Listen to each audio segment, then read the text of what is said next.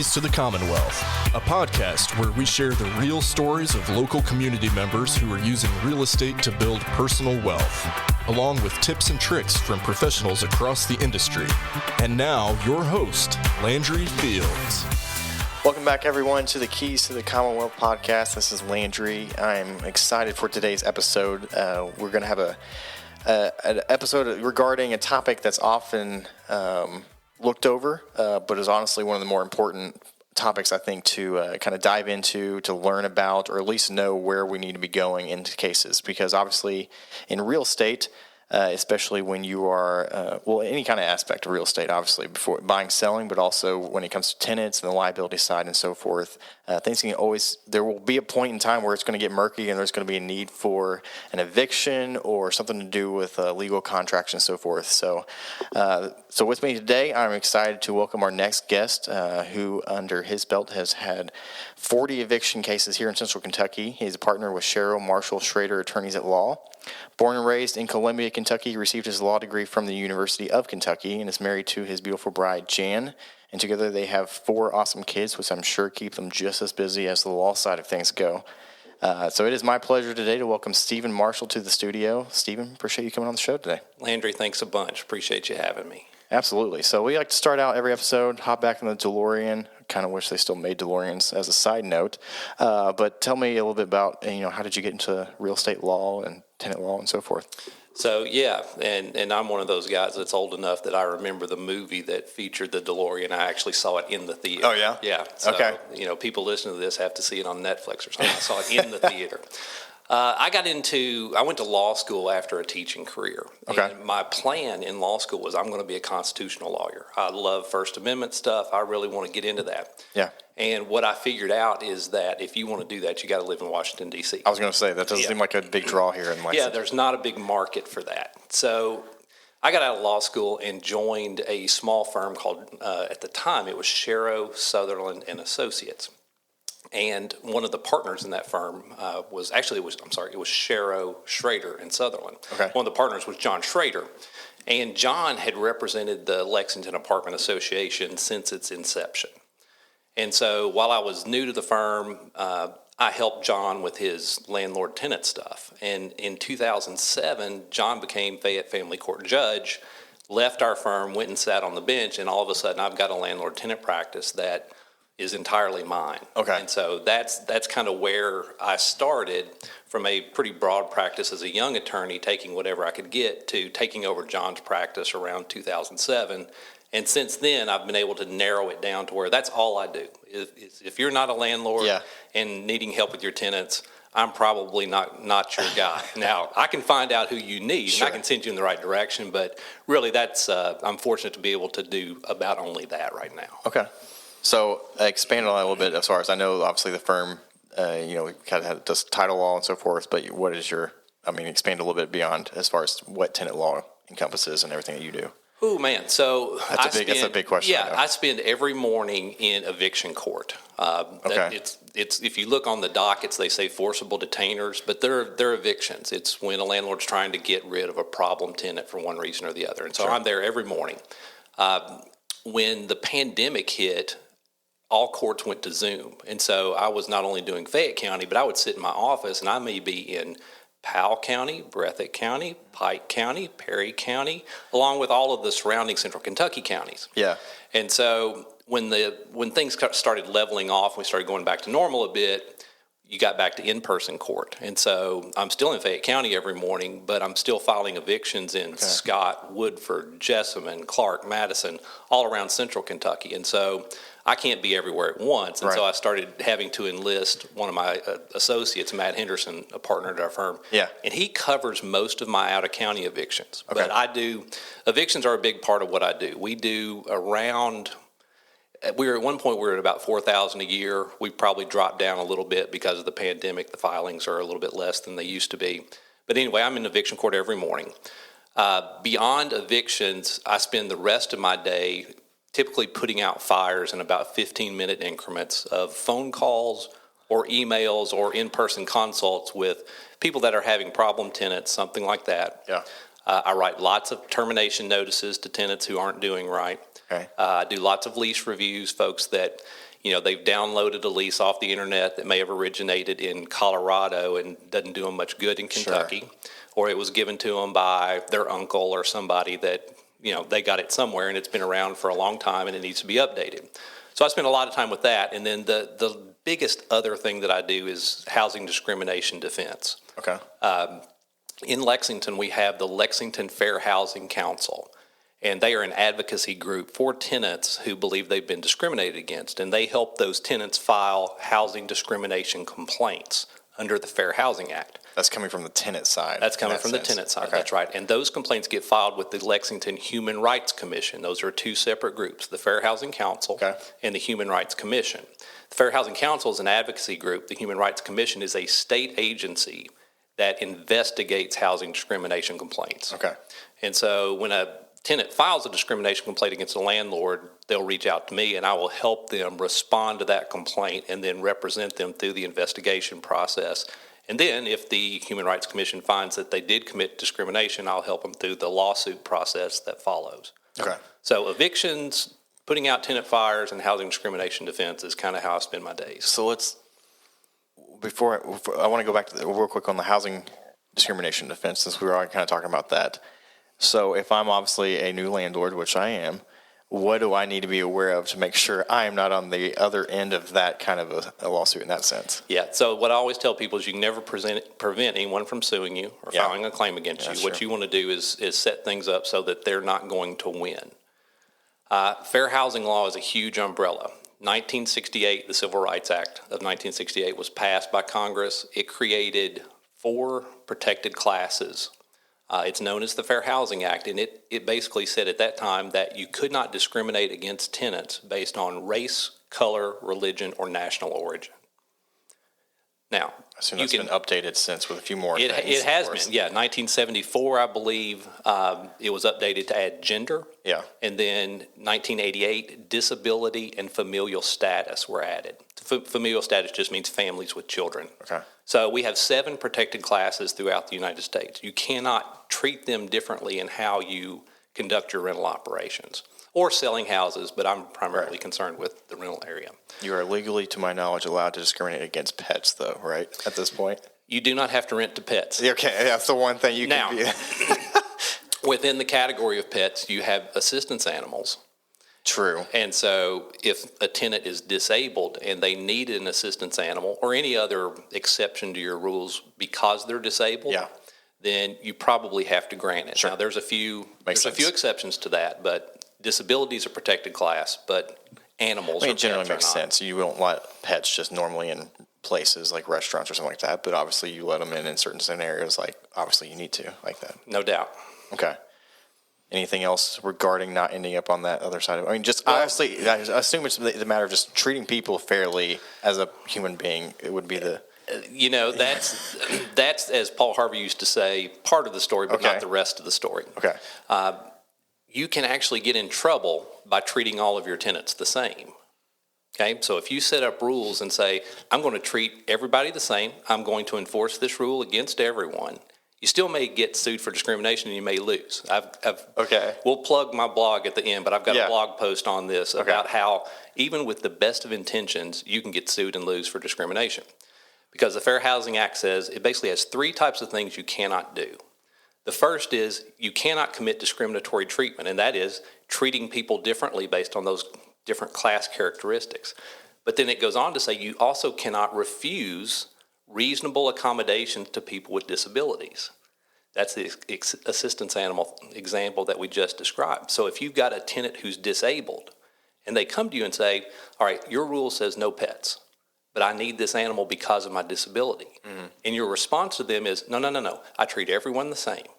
Nobody gets an animal. Well, you've discriminated against them based on disability. The third thing that the Fair Housing Act prevents is even more confusing. Okay. And it's called disparate impact. And what that does is disparate impact. It's also called discriminatory effects discrimination. That part of the law doesn't look at your intent. All it looks at is the effect of your rules. So you can have a rule that applies to everyone the same. You enforce it against everyone the same. But if it has the effect of discriminating disproportionately against a protected class, that's disparate impact discrimination. An easy example is no tricycles on the property. Now, that applies to everybody the same. It doesn't discriminate against someone with a disability, but who's impacted by no tricycles on the property? Kids with families with kids. Families with children. So there's a discriminatory effect against families with children. Okay. You've got that rule. That's disparate impact discrimination. Interesting. There's a lot to think about there with different scenarios and stuff like that. It is. And so one of the best pieces of advice I can give new investors is take a fair housing class. Okay. Or at least find a fantastic blog online that has tons of articles about fair housing. I'm sure we'll know where that's at I here may shortly. point you in a direction later on. But seriously, take a fair housing class. You can never learn enough about fair housing. Well, go ahead and give us where that blog is. We'll get it multiple times here. It's kylandlordlaw.com. kylandlordlaw.com. Yeah, I have a blog with tons of free articles on it. You can learn a ton at your convenience. Okay, so switching more towards the beginning then. So lease agreements, things of that nature, you'll help with that. If like you said, there's a lot of times people think, I can go to LegalZoom or whatever, or they've been passed around and it's from some other states, and obviously their laws are different per state and so forth. So, what's kind of some of the advice there when it comes to making sure that you legally are, set up the way you should be to protect yourself, your assets, and from a legal agreement, lease agreement standpoint? Sure. So leases are covered by state law.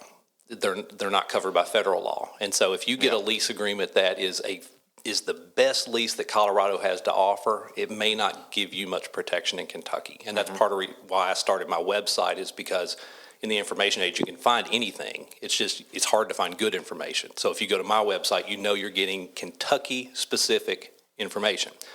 It's even worse because Kentucky has two different sets of landlord-tenant law.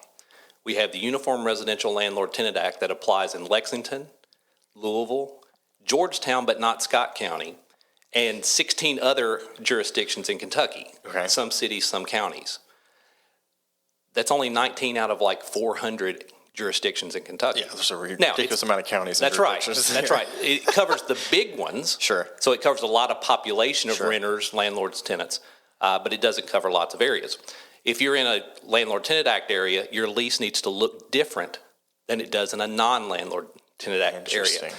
We're sitting in an office that's about 50 yards across the line into Jessamine County from Lexington. Yeah, there's the county line right there. That's right. So 50 yards, I overstated it. So if you have if you have rental property where we're sitting and rental property 10 yards away, you need different leases. Interesting. Yeah.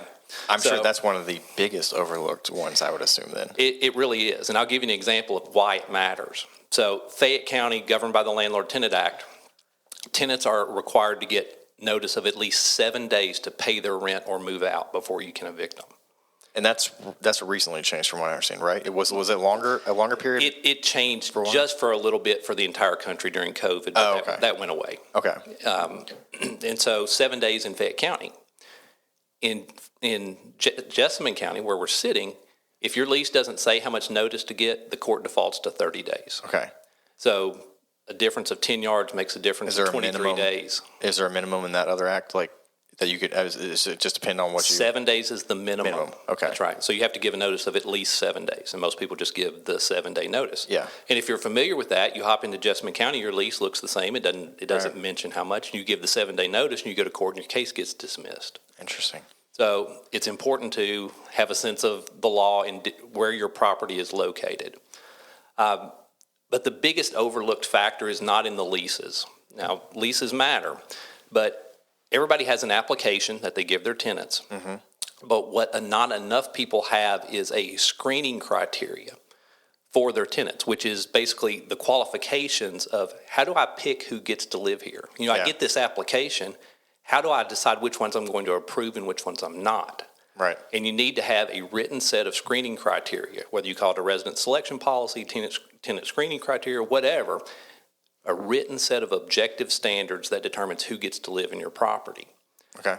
If you don't have that and you make a decision on a tenant that the tenant doesn't like, and you can't point to something and say, well, you didn't get to live in my property because of A, B, and C, Sure. then their thought immediately goes to, well, he doesn't like how I look. Sure, He okay. doesn't like my religion, or that I'm disabled, or whatever. And So they that's just a document you're setting maybe as an operating agreement type of pivoting piece of document that you've decided, hey, as a company or as a real estate investing company, this is the way we abide by, and that's something you're presenting to them on a declination type of scenario as far as declining. Yeah, you want to have it written out ahead of time. You want to attach it to your application so that it's clear to everyone, if you meet A, B, C, D, and E, you get to live at my property. Yeah. If you don't meet one of those, you're out. No questions asked. This is not any discretion from me. It's very objective. And so that really reduces your chances that you get sued for housing discrimination. Because if you do get sued, the first thing they're going to ask for, let me see your resident selection policy. Okay. So, and not many people know that they need to have that. They just have a sense of in their mind of who they want to live there. Yeah. And they may have one or two specific criteria, and then beyond that, it's just kind of, they do it based on feel, and that's setting yourself up for trouble. Okay. Of course, I'm sure that changes too. I'm assuming changes based upon the type of tenant, meaning, we don't, there's the everyday typical tenant where we're doing background checks, et cetera. But then you also have tenants through government pay. The word's escaping me here. What kind of housing is that? Like Section 8? Thank you. Section 8 type housing. What are some of the differences between Section 8 versus that as far as some of the things to be aware of? Yeah, that's a great question because it's a national debate that's going on right now. Yeah. Louisville passed an ordinance 2021 that requires landlords to accept Section 8 tenants. And if they because it made the way it did it is it passed an ordinance that said source of income is a protected class. You cannot discriminate against tenants based on their source of income. Okay. As a practical matter, that means you have to accept Section 8. Section 8 is fantastic in that it is guaranteed money, first of the month, third of the month, whatever. It's going to hit your bank account. It's going to be there, no doubt about it. Right. The problem is you have to have your unit inspected and approved by the Section 8 folks before they approve the lease, before they start sending you money. We're talking approving the lease agreement as far as the amount of rent and everything like that as well. And approving your unit. Okay. Is it up to maintenance standards? Okay. And they don't have enough staff to make that process go quickly. So you imagine that. Yeah, no doubt. Yeah, government being a little bit inefficient. So you can have a unit that sits there 1, 2, 3, 4, 5 months waiting on an inspection. And so, empty units mean no money for landlords, and that's not a good business model. Right. Okay. So then moving on to more of the third scenario there on the the landlord side.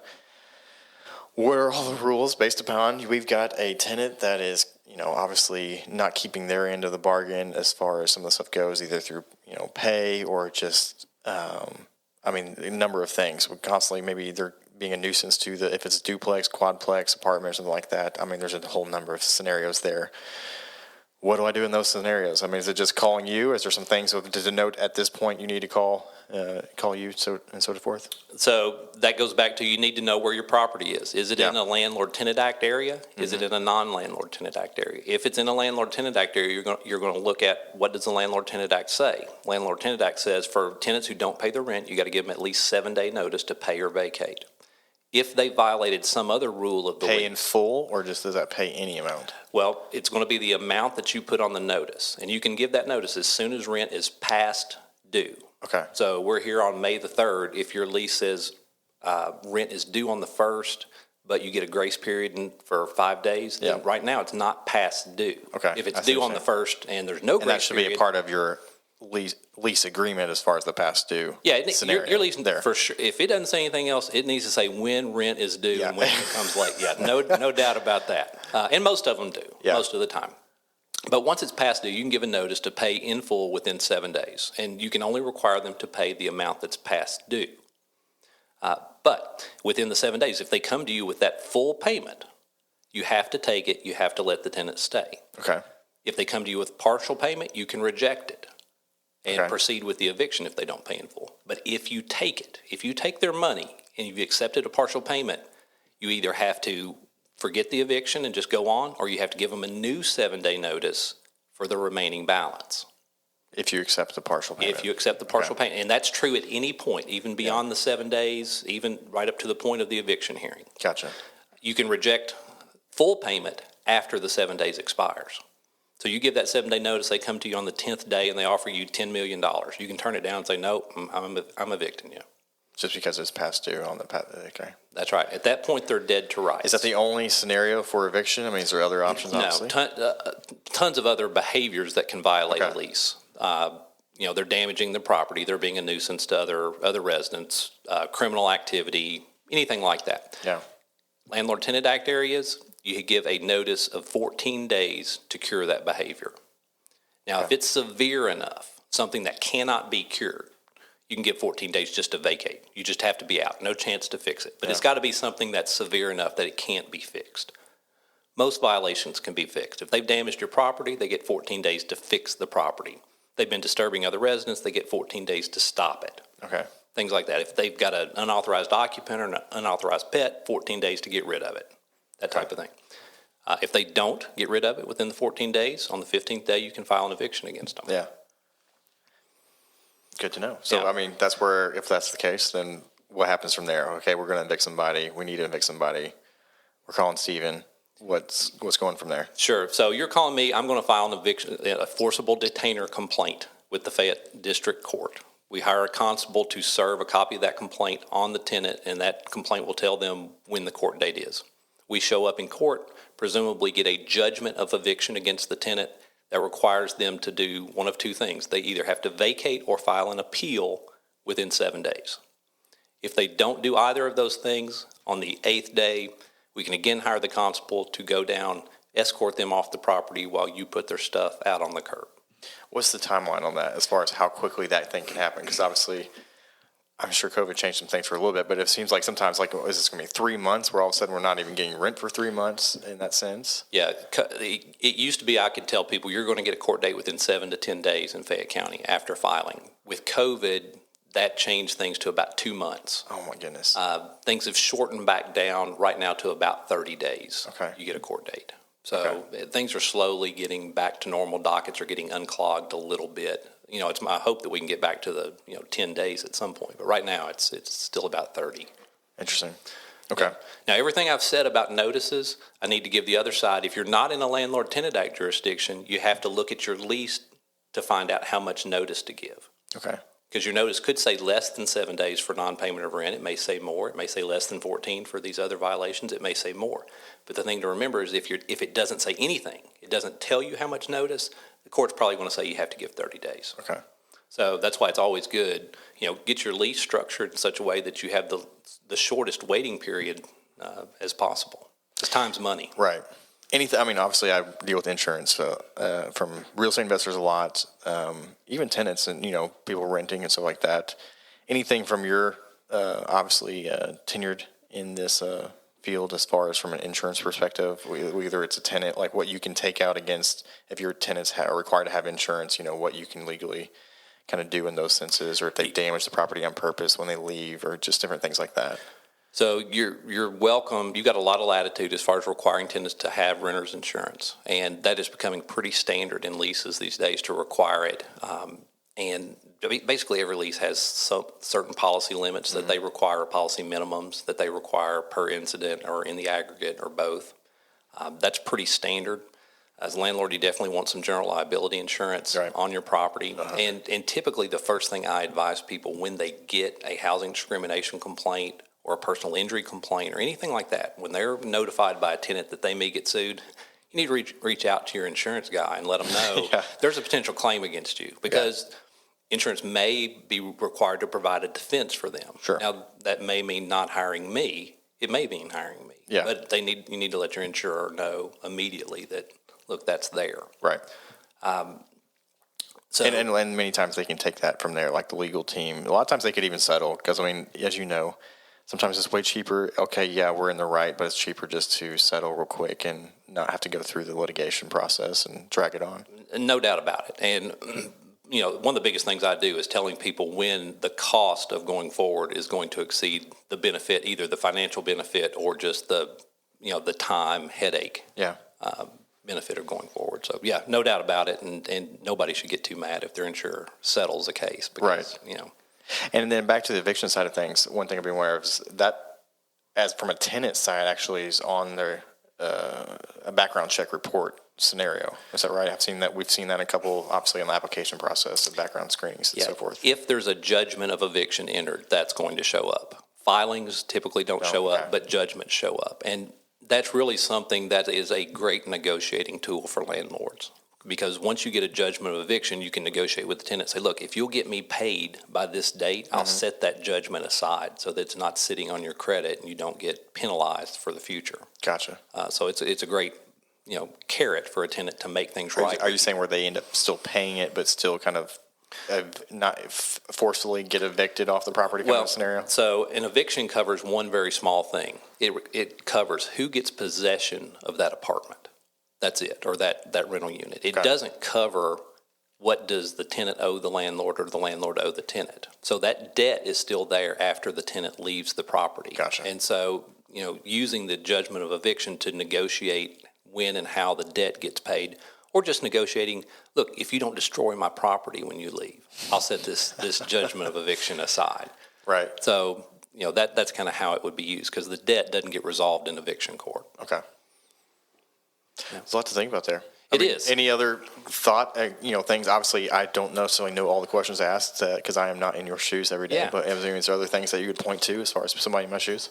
Well, just kind of on the point we were just talking about, there's a new law that was passed, I want to say 2021. And what it did is it amended the criminal law to make intentional or reckless destruction of residential rental property a crime. So it was not a crime. I know that was always kind of a thing you were afraid of, that the tenant was going to wreck your property or pour concrete down your sewer line or something like that. Yeah, I've seen some doozy pictures of what tenants have done because they got mad about an eviction. And to answer your question, it probably was a crime before. It was covered by criminal mischief. But for some reason, prosecutors didn't feel like it was clear enough, so they wouldn't prosecute cases. And so landlords got together and went to the state legislature a couple years ago and said, hey, we need this to be very clear that if you do this in a rental unit, it's a crime.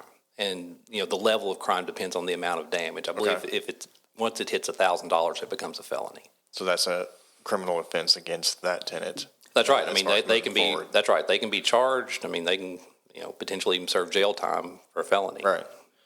You never want to see that, but hopefully that's a good way of preventing just reckless behavior as far as that goes. Yeah, I mean it's got to be you and your property. That's right. Obviously own the property type of thing. Yeah, and it can't be a deterrent if you don't let your tenants know about it. And so I usually suggest folks you put that in your lease somewhere. Just emphasize, KRS 512.020 makes it a criminal offense to intentionally damage rental property. Okay.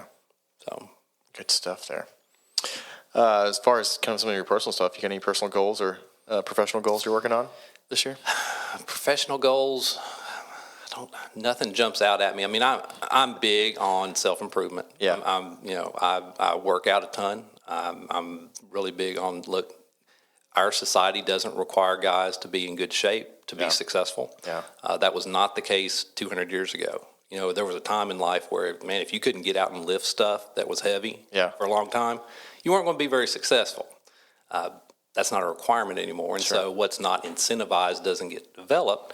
So I'm big on, hey, man, go out and be a strong man, physically strong. And that has to do with habits, I think, a lot of times too, right? Like if you're able to kind of put good habits into place, that's only going to serve other areas of your life, I think. And I was always horrible at working out. I'm a scrawny, person. I'm not by natural, I guess, birth from my parents here. I don't very slender. I think I was $135 going into college at 6'1". So I was a stick back when I first started college. But I started realizing the habits that come with me actually trying to work out and stay healthy, and they just carried over into other areas of life. That's been good. Yeah, there's a fantastic book called Atomic Habits by James Clear, and it really talks about how you don't want to rely on habits. You want to rely on systems. Put systems in place that's going to make it less necessary for you to use willpower and things like that. Yeah. It's going to make it easy for you to do the things that you need to do to reach the goals that you have. So always systems over goals,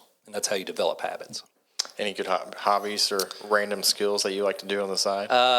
In 2017, I started hunting. I'd never hunted in my life. And okay, I've never been a hunter either. Yeah, I never was, and man, I just decided I'm going to figure this out. I'm not going to go to my grave not knowing how to do it because I don't expect the stuff to hit the fan in society and us to go back to a survival society, but by golly, if we do, I'm going to be one of the dudes that makes it. And so I love to bow hunt now. Okay. I've got 4 boys. My oldest is at least as gung-ho as I am. He's probably killed more deer than I have at this point. Okay. It's close.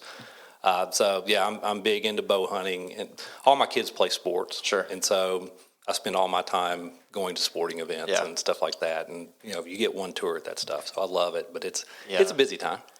Yeah, days are long, but the years are short. That's what I remind myself and my wife each and every day. For sure. My grandmother always, I think, is the one that told us. No, somebody told me that. I can't remember. That sounds like a grandmother thing. My grandmother always said, we don't always know what the future holds, but we know who holds it. That's what she said. But both of those together are great models to live from.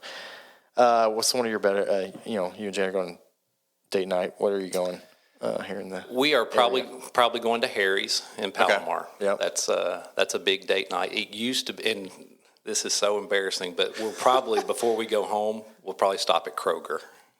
After Harry's? After Harry's, yeah, because it just 4 kids. There's always something you need. You don't get it all at the store at the right time. So that for a long time that was me and my wife's like easy date night when we didn't have something and we're just like, where are we supposed to go? And we would try to balance it out by getting potato skins and California rolls. We felt that was a decent balance there to offset each other in a sense. But we haven't done that in a while since we've had a lot of younger kids, of course, and so forth. But are you a music guy? What was one of the first or favorite concerts you? Man, I'm very eclectic, but my favorite concert ever is Eric Church, 2017 Louisville. He did 2 90-minute sets. By himself with an intermission. It was wow, and it was the cool thing was I don't even know if he knew he had that much music to do that. Yeah, it was I think there were 2 concerts left in his tour after that, so it's kind of at a place in the tour where you're like, all right, if he's going to mail in a performance, just being worn out and getting ready for the finale, this was it. Man, he killed it, worked his tail off, and so it was awesome. What was your first car you owned? It was a 1988 Chevy Cavalier. And it was not good. No. Which was entirely appropriate for me as a 16-year-old. Yeah, I need something exactly. I was going to... I tell my clients all the time, they're like, what should I do? I'm like, well, you should probably not buy him a brand new 2022 car at this, in some respects. Buy him something safe, but something that you assume is probably going to get damage or some sort. Okay, so that's your advice for parents of young drivers? On cost. It's a big thing with cost as far as if it's not a brand new car. I can get the safety aspect. There's new safety features, so I can understand some different aspects of that. I always tell them the biggest part is just the liability that they're driving in general. So really that's not going to change much more often than not. Well, I've got a son that's going to turn 16 on July the 6th, so I need you to be very strong on, no, they do not need a new car. And it's way cheaper if they are sharing a car and don't have a dedicated car of their own. But I know that's usually not the goal. The goal is for them to not be having to share a car or drive them around different places. I'm the oldest of 6. There was 5 boys. Now I'm like, no wonder I was paying my own insurance back then. No doubt. I understand that now as an adult, but that's a whole nother conversation. I always tell parents, it's always a hard pill to swallow for sure on the price jump. I was like, I definitely have carriers that make that an easier pill to swallow. That's the way I usually try to put that kind of thing. Gotcha. Last thing here, as far as Kentucky, what's one of your favorite things about Kentucky? Obviously hunting now, but I mean, just anything. Somebody's not new to Kentucky or doesn't know something about Kentucky that you do. Well, one of the things I always used to hear growing up is people talk about how beautiful it was in Kentucky, and I was like, "What are you talking about?" Yeah. And the other thing I always heard was they love Kentucky because it had the seasons, and so I'll be 50 in a couple of years, and so just the perspective that comes with age lets you see, Kentucky is absolutely beautiful, and it is really cool that we get to experience, spring, summer, fall, winter. Sometimes traveling to figure that out, how cool it was. Yeah, absolutely. So those 2 things are, fantastic. It's centrally located. The people are good. Bourbon's good. Horse racing, basketball, all that stuff is great. But just the fact that we get seasons and our landscape, it's just fantastic. I would say spring and fall seem to get shorter and shorter every year, it seems like, though. Yeah, no doubt about it. No doubt about it. So, give us just any way, contact you or whatever you want to plug here as far as, again, somebody's needing help. This is going to go out. Obviously, this podcast is dedicated to real estate investors. So you're a vital asset as far as the team that we assemble of people that can help us out in different scenarios. So sure. I'm on social media, Facebook, the Kentucky Landlord Law page. I have a personal account there, Stephen Marshall as well. But my website, kylandlordlaw.com, just tons of free information there. You can reach out to me through the website on my email address. Okay. And basically I update it regularly with blog posts or videos or something like that. And they all get promoted through my Facebook page. So either place you can find me and keep up with me. Well, great. Stephen, I appreciate you coming on the show and making time for us today. Thanks, everybody, for listening to this week's episode. Be sure to touch base next week for a new episode of Keys to the Commonwealth podcast. And, Stephen, appreciate your time. Thanks, Landry. Appreciate it. To learn more about this podcast, visit our page at keystothecommonwealth.com. To connect with Landry regarding insuring your investment portfolio, email Landry at novainsuranceGroup.com or call 859-687-2004.